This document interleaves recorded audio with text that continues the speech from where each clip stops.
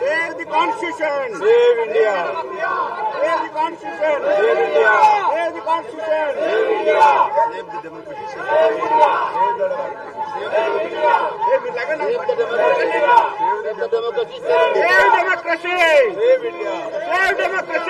Save India. Save democracy. Save India. Save democracy. Save India. Save democracy.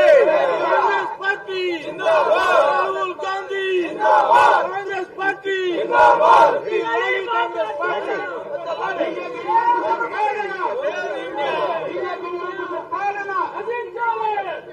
Down, down BJP! Down, down BJP!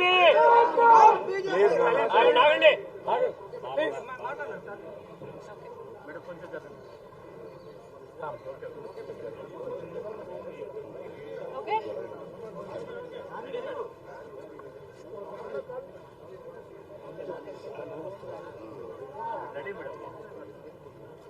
Good evening.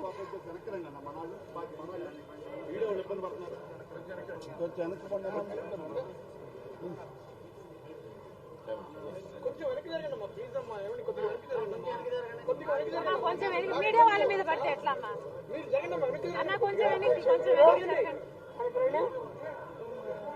Okay కొంచెం వెనకాల ఉండండి media వాళ్ళ మీద పడితే వెనకాల ఉండండి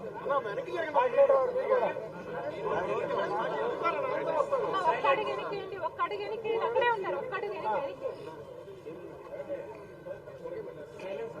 ఓకే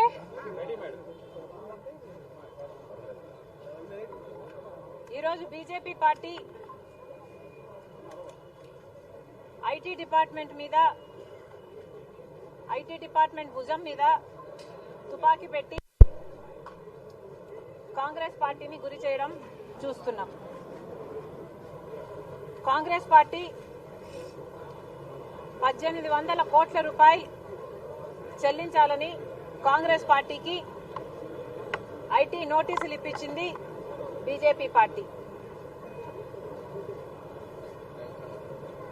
మొన్న కాంగ్రెస్ పార్టీ బ్యాంక్ అకౌంట్లలో ఉన్న 230 కోట్ల రూపాయలను ఫ్రీజ్ చేయడం చూశాం. ఈరోజు కాంగ్రెస్ పార్టీ 1800 కోట్ల రూపాయలు చెల్లించాలంటూ ఐటీ నోటీసులు ఇవ్వడం చూశాం. ఇక రేపేం చూస్తామో తెలియదు. ఇక జూన్ 1 వరకు ఎలక్షన్లు అయిపోయేంత వరకు ఇక ఎన్ని వికృత చేష్టలు బీజేపీ చూడాలో అది కూడా తెలియదు.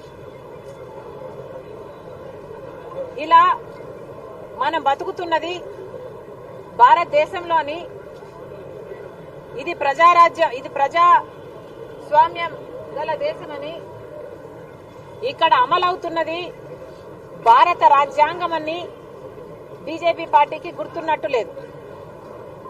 ఈరోజు మన దేశంలో ఎక్కడ భారత రాజ్యాంగం అమలు అవటం లేదు. భారతీయ జనతా పార్టీ రాజ్యాంగం మాత్రమే అమలవుతుంది. వాస్తవానికి అడుగుతున్నాం, ఇది భారతీయ జనతా పార్టీయా లేకపోతే భయంకరంగా బెదిరిస్తున్న జనకంటక పార్టీయా? అసలు ఏమిటి మీ ఉద్దేశం? బీజేపీ పార్టీకి ఎలక్టోరల్ బాండ్స్ ద్వారా 7,000 కోట్ల రూపాయలు వస్తే తప్పు లేదు. అది ఎవరిచ్చారు, ఎందుకు ఇచ్చారు, ఎప్పుడిచ్చారు అన్న అంశాలన్నీ రహస్యమే. బీజేపీ పార్టీ ఇన్ని రహస్యాలు దాచిపెట్టినా పర్వాలేదు, కానీ కాంగ్రెస్ పార్టీకి మాత్రం ఏ రకంగా బలం చేకూరకూడదు అన్నదే బీజేపీ పార్టీ లక్ష్యంలా కనిపిస్తుంది. కాంగ్రెస్ పార్టీ బలపడకూడదు, కాంగ్రెస్ పార్టీ చేతిలో చిల్లి గవ్వ కూడా ఉండకూడదు, కాంగ్రెస్ పార్టీ అభ్యర్థులకు గాని కాంగ్రెస్ పార్టీ క్యాంపెయినింగ్ గాని ఒక్క పైసా కూడా ఖర్చు పెట్టే వీలు లేకుండా కాంగ్రెస్ పార్టీని క్రిపుల్ చేసే అజెండా పెట్టుకుంది బీజేపీ పార్టీ. ఎందుకు అని అడుగుతున్నాం. మీరు కాంగ్రెస్ పార్టీని చూసి భయపడకపోతే ఎందుకు ఇలా జంకుతున్నారు? ఎందుకు ఇలాంటి చేష్టలు చేస్తున్నారు? బీజేపీ పార్టీ సమాధానం చెప్పాలి. ఈరోజు బీజేపీకి ఓటమి భయం పట్టుకుంది కాబట్టే కాంగ్రెస్ పార్టీని అదే పనిగా టార్గెట్ చేసి ఈ ఐటీ నోటీసులు ఇవ్వడం అయితేనేమి, మొన్న బ్యాంక్ అకౌంట్ లో 230 కోట్లు ఫ్రీజ్ చేయడం అయితేనేమి, ఇలా ఐటీని గాని సిబిఐని గాని ఈడీని గాని వాడుకొని కాంగ్రెస్ పార్టీకి మేలు చేసే ఏ విషయంలోనైనా కాంగ్రెస్ పార్టీకి మేలు జరగకూడదు, కాంగ్రెస్ పార్టీ ఒక్క రకంగా కూడా లాభపడకూడదు అన్న అజెండానే పెట్టుకుని బీజేపీ పార్టీ పనిచేస్తున్నట్టు కనిపిస్తుంది. దీన్ని కాంగ్రెస్ పార్టీ తీవ్రంగా ఖండిస్తుంది. ఐటీ అఫీషియల్స్ అయినా ఐఆర్ఎస్ ఆఫీసర్స్ అయినా గుర్తుపెట్టుకోవాలి, మీరందరూ వాగ్దానం చేశారు, మీరు దేశ ప్రజల కోసం ఉన్నారు, బీజేపీ పార్టీకి మీరు తొత్తులు కాదు. ఈరోజు దేశంలో ఉన్న అన్ని ఇన్స్టిట్యూషన్స్ ని భ్రష్టు పట్టిస్తుంది బీజేపీ పార్టీ. ఒక సిబిఐ అయినా, ఒక ఈడీ అయినా, ఒక ఐటీ అయినా, ఇలాంటి ఏ తీసుకున్నా కూడా బీజేపీ పార్టీ చేతుల్లో కీలు బొమ్మలుగా మారారు. ఇది తగదు, ఇది ప్రజాస్వామ్యానికి తగదు. మళ్ళొక్కసారి చెప్తున్నాం, కాంగ్రెస్ పార్టీ బలమంతా ప్రజల నుంచి వస్తుంది. ఈరోజు ప్రజలలో కాంగ్రెస్ పార్టీ అంటే ఒక ఆశ, ఈరోజు ప్రజలలో కాంగ్రెస్ పార్టీ అంటే ఒక నమ్మకం. దాంట్లో నుంచే పుడుతుంది కాంగ్రెస్ పార్టీ బలం. మళ్లీ చెప్తున్నాం బీజేపీ పార్టీకి, మీరు కాంగ్రెస్ పార్టీని బెదిరించలేరు. కాంగ్రెస్ పార్టీ అధికారంలోకి రావడం ఖాయం, బీజేపీ పార్టీ ఓడిపోవడం ఖాయం. ఇండియా బ్లాక్ అధికారంలోకి వస్తుంది కాబట్టే బీజేపీకి ఇంత భయం పుట్టుకుంది. లేకపోతే ఆఖరికి చంద్రబాబు గారితో ఎందుకు పొత్తు పెట్టుకుంటారు బీజేపీ పార్టీ?